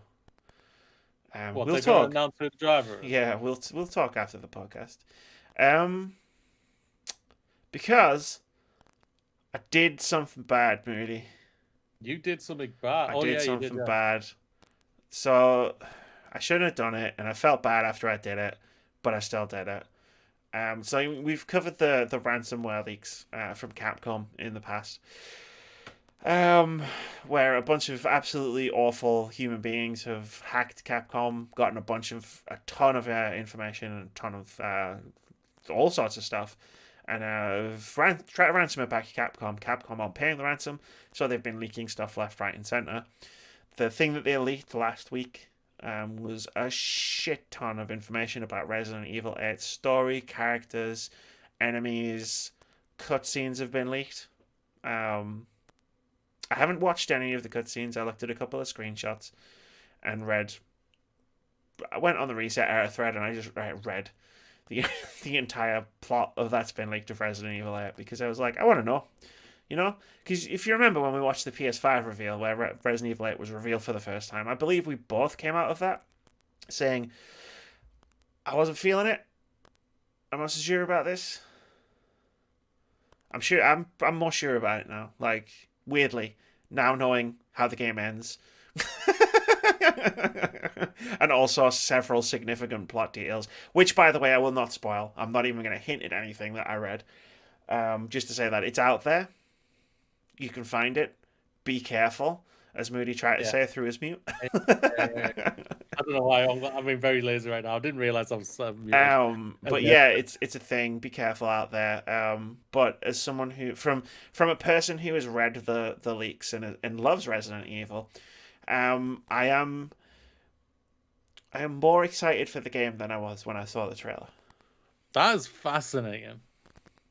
That's fascinating. Well, the thing about a game, or even say a movie or a TV show, sorry to interrupt you, is that like if I still gotta play the game, right? Like I might know a bunch of the stuff that happens, and I might have seen like some screenshots of some of the enemies and know who the characters are and whatnot. But it's like I still gotta play the game, so I still gotta play it. Like the story, characters, setting, themes, whatever. It's half. That's only half of it. Very cool. I don't really care about spoilers, ladies and gentlemen. I won't lie. Doesn't bother me whatsoever.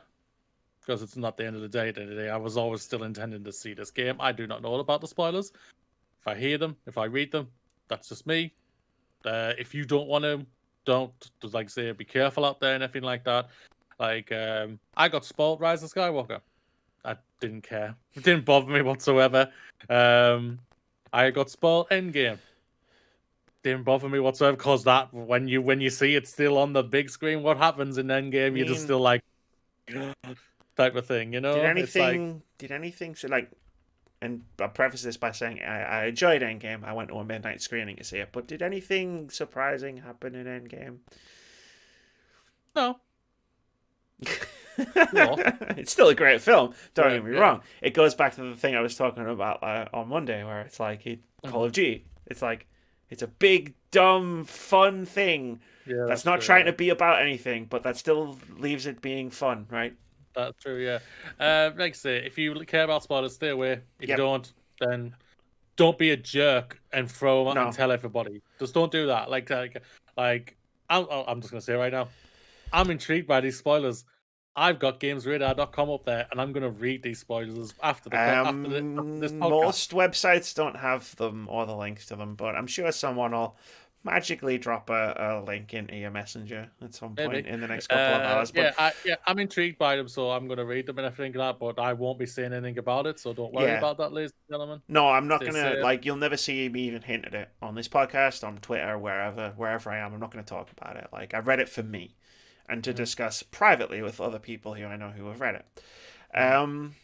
That being said, what I just want to add on and bolt onto the end of what I just said about the story and characters and setting and themes is only half of it. Those things are also more interesting to me now. So, having read them, I can't wait to see them. So that's cool. The last thing we've got before we do our content drop. Moody, did you know that there's a new Monster Hunter movie? Yeah. Did you know that it apparently sucks? No, Amy. It's not like I foresaw this at all with who they have as director and lead actress who play in this. Who could have seen this coming? No one at all, yes. It's got a 40 on Metacritic. Yep. It's officially worse than Cyberpunk on consoles. Yeah, so ladies and gentlemen, Monster Hunter the movie, it sucks apparently. I have not seen this. I wasn't gonna lie. I don't think I was actually gonna see this movie because of two reasons, and those two reasons were Paul W.S. Anderson and Mila Jovovich. Because Paul W.S. Anderson, for me, is the worst director in this planet. He doesn't know how to direct to save his bloody life. And his wife, as beautiful she is, she's amazing. I think she's brilliant. But she can't act to save her goddamn life. Well, she was good in Fifth Element. Yeah, they used her right. Multipass? Yeah, multipass, yes. I'd say Uwe Boll is a worse director than Paul W.S. Anderson. But however, The German filmmaker who made a bunch of video game adaptations in the 2000s, Uwe Boll. He made like a Blood Rain movie and a Postal movie and a No, I House of don't the know Dead that. I don't know movie. him, so I can't comment. I'm I want to see if I can find one of these movies, and I'm going to show you just some clips, and you Oh, tell me what joy. you think, because fucking Jesus, those movies, and I watched so many of them. Like Paul W.S. Anderson is bad. Like he's He bad really movie is. director. The On Resident Rotten Evil movies Tomatoes, are it's a, bad. on Rotten Tomatoes, it's a 44%. 44% out of 27. Like he made Mortal Kombat, right? And Mortal Kombat is a movie I can watch and enjoy. It's fucking terrible. Like, it's a terrible movie, but I can actually enjoy it. When the only thing that was good out of that film was the song, that's the problem. Like when Reptile just appears out of nowhere, just for the hell of it. Just bursts out. He's like, "Hi, I'm here," and then Liu Kang just kicks his ass, and then it's over. It's like, what was the point of that? Like, it wasn't even like, you know, when you just watch a movie that's terrible and it's entertaining in its terribleness. That's what Mortal Kombat was for me. And apparently they're doing a reboot.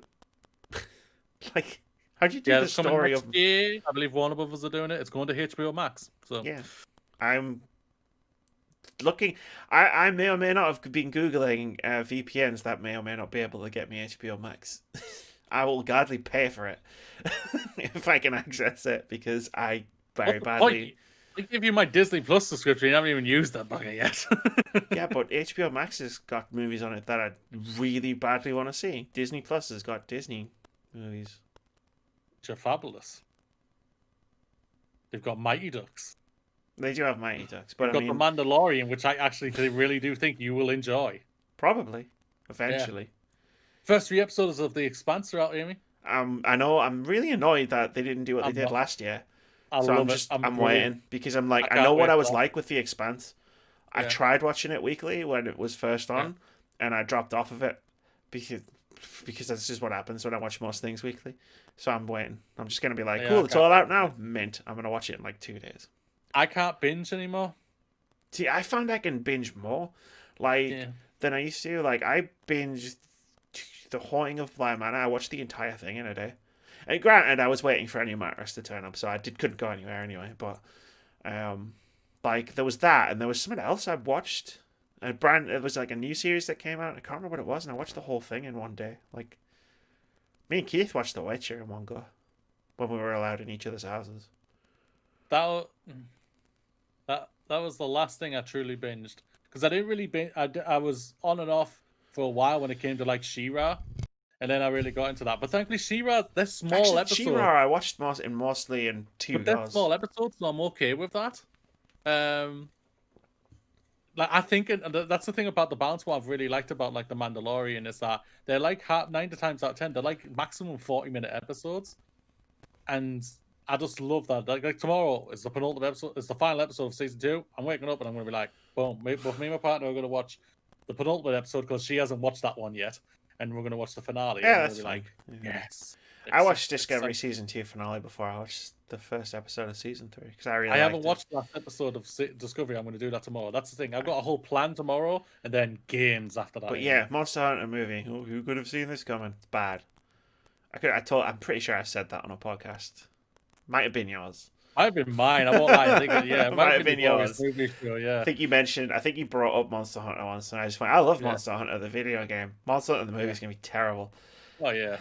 The worst thing is you got Tony Jaa in it. He's arguably one of the best Oh, mate. martial artists out there, and Let me tell you, just been like, misused. Look up, right, after we've done this, look up Uwe Boll. Like, he got some pretty good actors in his films somehow. Like, you should definitely look into the history of Uwe Boll. Like, his movies were atrocious. They were crimes against my eyeballs. And you know how many of them I watched? I watched so many of them as well, just because they were video game movies. And I was like, I have to watch it. So you like punishment? You know what? Sometimes watching something that's bad on purpose is enjoyable. Sometimes playing a bad game can be fun. Tell that to Cyberpunk guys. Content drop. We've got some articles you should read and some videos you should definitely watch this week. We've got an article from Polygon, which is there's this whole Minecraft drama that's exploded, to the point where even I've noticed. There's a Minecraft big drama. Yeah, there's Minecraft drama. So it's a speedrunning thing. And there's like this big cheating scandal going on with someone called Dream, who has allegedly cheated while doing the speedrun. And it's because of how big, because it's a world record speedrun, because of how big Minecraft is, it's become huge drama. And I don't play Minecraft, not really into it. Even speedrunning, where it's like I'll watch speedruns of all sorts of games, even ones I don't play. But it's like never captured my attention. But you know what? Reading the article that I've linked in the content drop below, it's pretty cool. It's interesting. To read it, like human interest piece, I guess you could call it. While I was on Polygon, I also found the second content drop article, which is an interview with Doug Bowser. Okay. According to the title, on Nintendo's obsession with March 31st, plus Joy-Con drift and the Switch Pro rumors. Again, it's an interesting thing to read. Like they're interviewing the guy who's pretty much in charge of Nintendo of America, and who is named after the bad guy in Mario. But they made that joke. I love they got that joke right out of the way, though. They got that joke straight out of the way. It was like they were either never going to acknowledge it, or they were going to just make a joke. And you know what they did? It was a good joke. I enjoyed it. Like it was performed well. But yeah, it seems pretty cool. He's just a guy in charge of a video game company. So you know what I mean? Like, yeah. I don't want to mean this to sound mean, but there's nothing particularly special about him. If that makes sense. But it's still interesting to hear him talk because he's in charge of one of the biggest video game companies in the world. Yes. And it's not like not everybody can be Shu and garner a legend greater than themselves. The last one is a video, and I was watching this video right before the podcast, and it made me cry. It's so nice. It's an Alana Pierce live stream that happened this week. I sometimes forget that we're not doing this on Mondays anymore. It happened this past week, and basically it was a stream where Alana just went into a bunch of smaller streamers who were raising money for charity and dropped ridiculous sums of money on them, and then all of her viewers on them. So like this person would be like, there was one where this person was raising money for St. Jude's, and she was building a desk, and I think she had like 8 viewers, and then Alana Pierce just shows up and she watches them for a bit, and then drops $1,000, like $1,000 donation, and then just as this person is reacting to that, hundreds of people come in and start following and subscribing, and then she just does that like on multiple small streamers, and the reactions are incredible. And you know what? It was like a detox for my soul watching this video. Like, and I haven't watched it all yet, but like it's such like wholesome, positive goodness at the end of a year that has been like shit, devastatingly terrible in so many ways. Like the games themselves have, for the most part, been great, but you know what? The industry and the culture stuff, it's been pretty bad. It's been pretty bad. Alana Pierce is amazing, ladies and gentlemen. We all know she is. She's absolutely fantastic. She's just a kind-hearted person who's come out herself. She's gone through some terrible things and everything, and she's looking like she comes out stronger and stronger every time for it.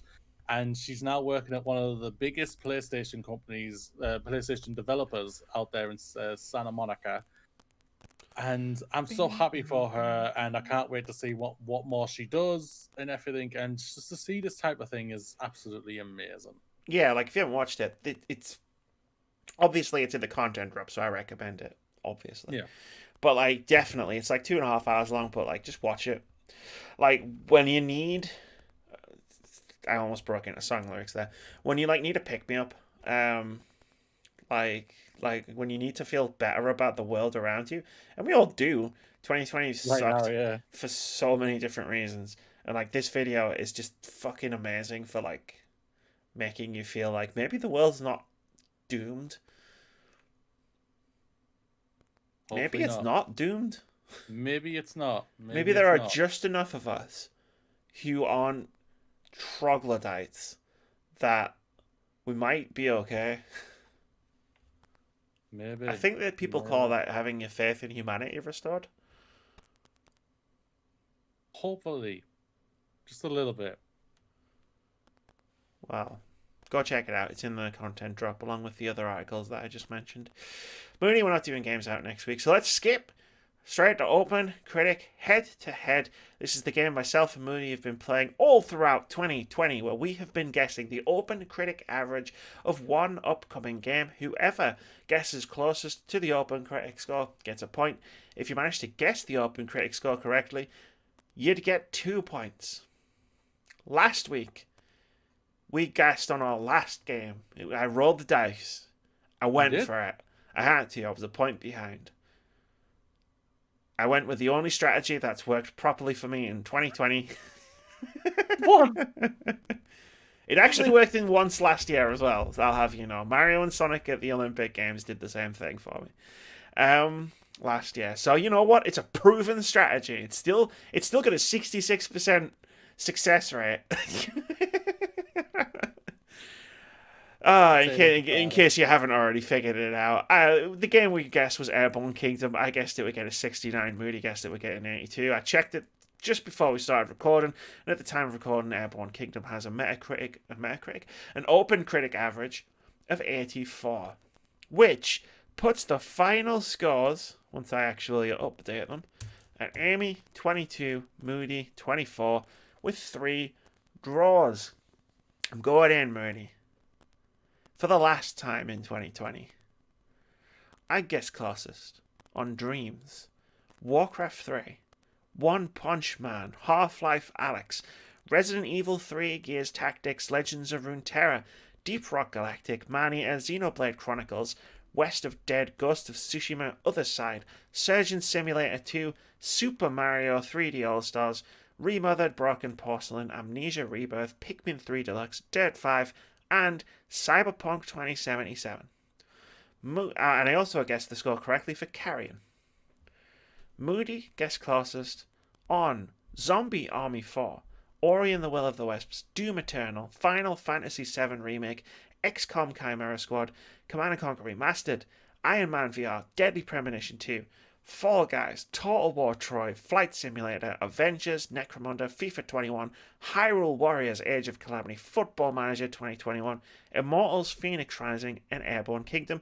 He also guessed the score correctly for Pokemon Mystery Dungeon, Serious Sam 4, and Spider-Man Miles Morales. The 3 draws, The Last of Us Part 2, SpongeBob SquarePants, and Star Wars Squadrons. And before I let Moody do his victory thing, I just do want to take a tiny little bit of solace in the fact that I guessed closest more than he did, but he guessed correctly too many times. Now, Moody, whatever you've got planned, take it away. I can't hear anything. Damn it! There we go. You have to talk while it's going on for the microphone to pick it up properly. No! Play! Hum it. Hello? Yeah, that's what's what. Seriously? You can't hear unless I speak? Yeah, that's what the Wave 3 does. God damn it. It's the Superman theme tune. It's the Superman theme, yeah. I'm going to let you do whatever you want to do because you know it's coming back on you tenfold in a few weeks. You've already won the other thing, so it doesn't make a difference. Yeah, but we haven't done the video yet. What video? The Fantasy Game League. Well, you've already won. I've already made you one. I made you one like 3 or 4 weeks ago. Yeah, so it doesn't make a bloody difference. But that ship sailed, sweetheart. I haven't had my moment yet. You haven't had your moment. You're going to have your moment. I'm going to have my moment in front of all of y'all. This was one of the biggest things for us was this was going to go. We all thought this was going to go 2 ways. This is either going to be really close or one of us is going to run away with it. Thankfully, it was a fun ride to the bitter end where we were both fighting to the bitter end and everything. And I'm really happy that we both had an amazing time. Yeah. I mean, as much as I don't really, yay type of thing, but no, yeah. I look forward to this next year. I think it's going to be fun. I think next year is going to be very intriguing when it comes to games, because I think with what's happened with certain reviews and everything, I think it's going to be a very intriguing thing to what happens in the future with other reviews and everything. So I am looking forward to the future for us, Amy. I'm good. That's good. Merry Christmas, everybody. That's good. Yeah, as much as I don't really put much in stock in review scores, hey, we get a couple of fun games out of it every year. Can't complain. And yeah, remember in January when I said there was going to be a trophy for the Fantasy Game League? So your PlayStation 5? No, an actual. As you already know you've won, you're going to be like, thank you. Oh, I'm gonna milk it. I've got a speech. I'll probably go to sleep then. I've got a speech. 2020 is over, at least for podcasts.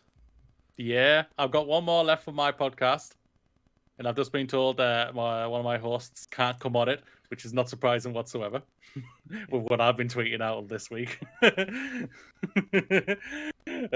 So yeah, no, it's not a problem. But no, yeah, I'm looking forward to it. My last podcast is going to be talking about the finale of The Mandalorian season 2, so I'm looking forward to that. But no, yeah, we're done and dusted, Amy.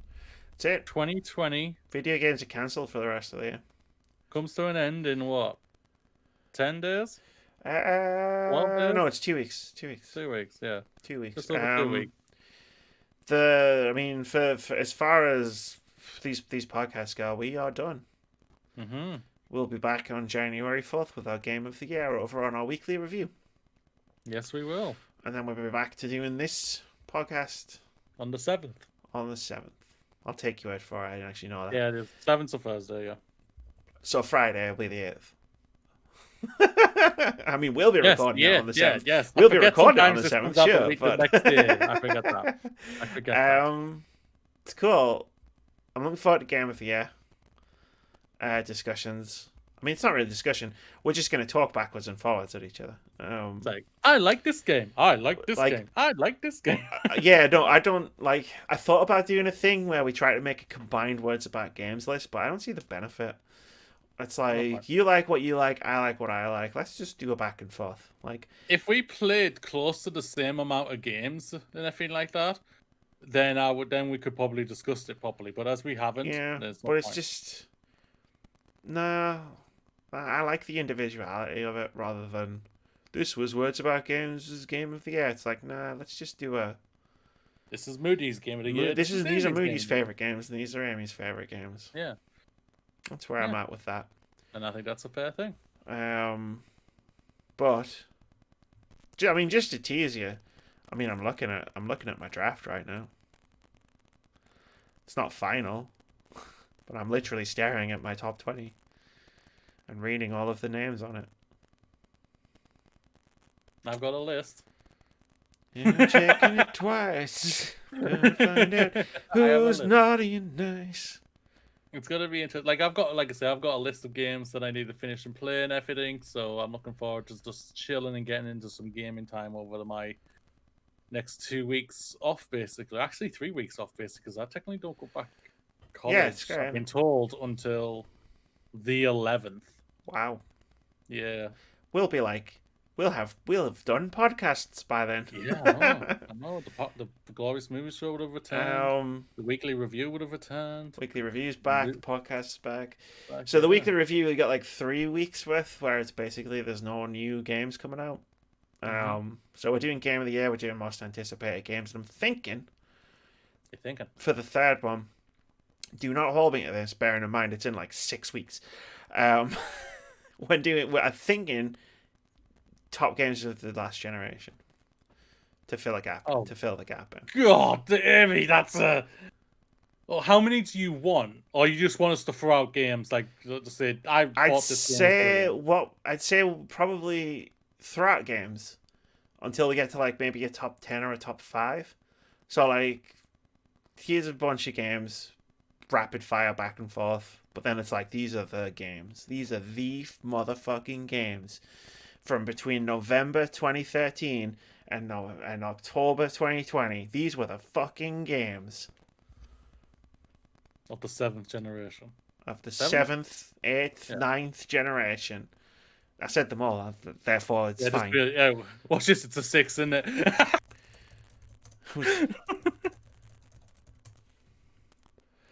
The seventh generation of video game consoles began on November 22nd, 2005 with Microsoft's Xbox 360 and Sony and Computer Entertainment's PlayStation 3. So the PlayStation 5 and the Series X are the 9th. No, it's the 8th.